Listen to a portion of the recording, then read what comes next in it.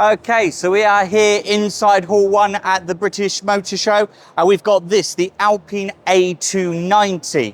Now, this is a car with a lot of expectation on its shoulders. It's going to be based on the new Renault 5, which is due to land early part of next year. But think of this as what would have been the Clio Renault Sport, sort of like the next generation of that. Renault Sport no longer exists, it's now been replaced by Alpine.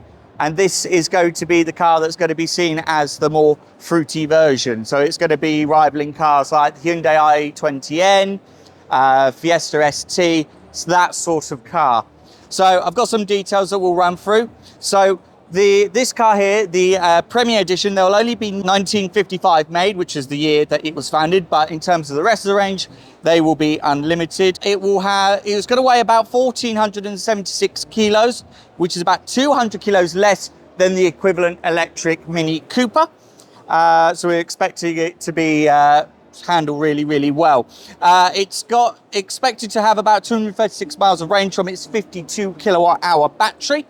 It's going to have 100 kilowatt direct charging and 11 kilowatts AC charging. In terms of performance, we're anticipating 180 horsepower front wheel drive as standard. That will have a 0 to 60 about 7.4 seconds.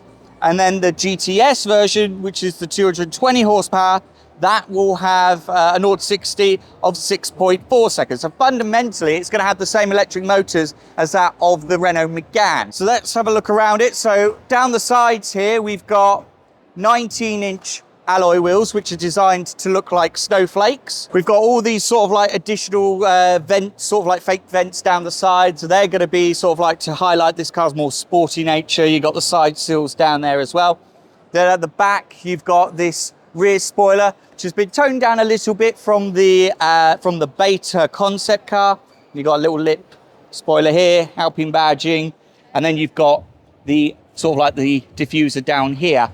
Whether it actually works, I couldn't possibly tell you at this stage. So can't have a look on the inside, but I'll overlay some footage of the inside so you can have a look. But basically the steering wheel is inspired by Formula One with all the buttons and switches on there.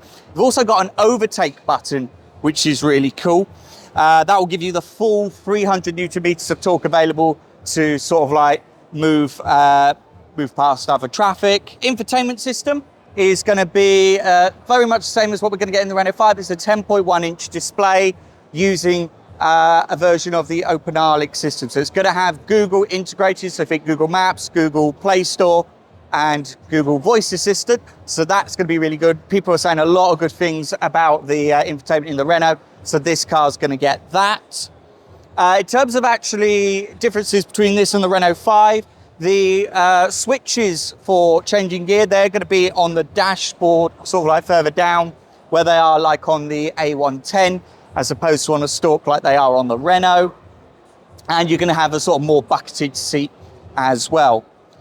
Some other key information that I've also got, so things like with the suspension, it's going to have the same suspension as Renault 5, but it's going to have hydraulic bump stops to give it a more flatter ride to be able to really control that weight as it's driving, and it's going to have torque vectoring as well for the front wheels so they can better manage that, power going through there. But otherwise, we're expecting this car to go on sale early next year, same sort of time as the Renault 5. Pricing has yet to be announced alongside UK specification, but we are anticipating that it's going to start probably around about the 35,000 mark. Could be a little bit low, could be a little bit higher, but we'll find, once we've got that information, we'll be sure to let you know. So if you do enjoy this sort of like first look of the Alpine A290, be sure to click the like button, click subscribe, and click the bell icon to get notified whenever we load up new content. So hopefully I'll get a car on the channel that we can actually have a full review on. So yeah, so otherwise, thank you very much for watching. My name's Max. This is Max Talks live at the British Motor Show, and I'll see you on the next one.